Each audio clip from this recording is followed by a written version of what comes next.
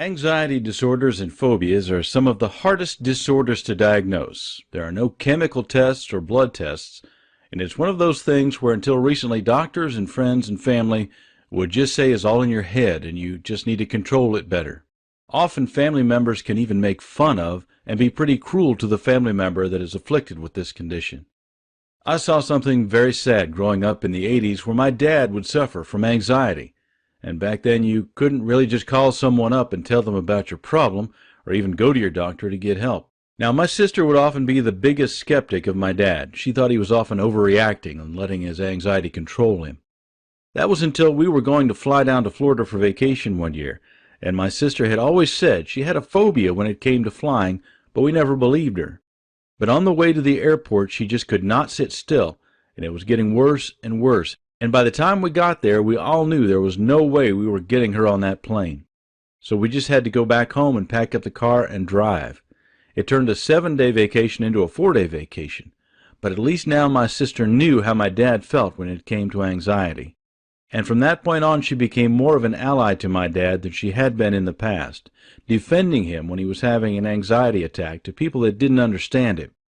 She also has since gone to counseling to help deal with her anxiety, and the good news is she has even flown since. Looking back now, I gave my sister a pretty hard time about her flying incident. That was until several years later I went to fly and something unexpected happened. I don't know if something changed in my brain or if I had just heard in the news a story of a plane that had just crashed, but I was experiencing the exact same thing as my sister when I was getting ready to board that plane. I had never experienced a panic attack before, but now I knew what it felt like. Now, some of you who have had an issue of trouble with flying, you remember the first time it happened, and you know how helpless you feel. You think you're coming unglued, and your skin is crawling, and you feel like you can't breathe, and your heart is racing, and you feel like the walls are caving in, and you have tunnel vision, and your head is ringing, and that you could pass out at any moment. That's what a panic attack feels like, and that's what I was having that day. I actually boarded the plane, but as soon as I got on and felt like I was totally confined in there, I had to get off. Everybody there thought I was crazy, but I didn't care. And now I understood what my sister felt like, and knew I would never make fun of her again, and felt really bad. Now that I knew what it was like to experience a panic attack and had a flying phobia, I had to figure out a way to get past it because my job required me to fly. I tried everything, counseling, drinking before the flight, or drugging myself up, but I still couldn't do it.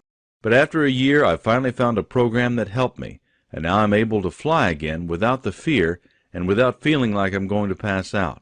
Where you are right now, you may be someone who suffers from panic attacks from your phobia of flying, and you think there's no way you'll ever be able to fly again, and none of your friends or family can understand. Well, you are listening to the voice of someone right now who does understand, someone that knows what you are going through and how hard it is.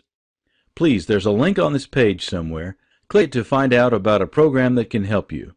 If you're watching this video and it's on YouTube or someplace else, click the link in the information section and find out more information and get started.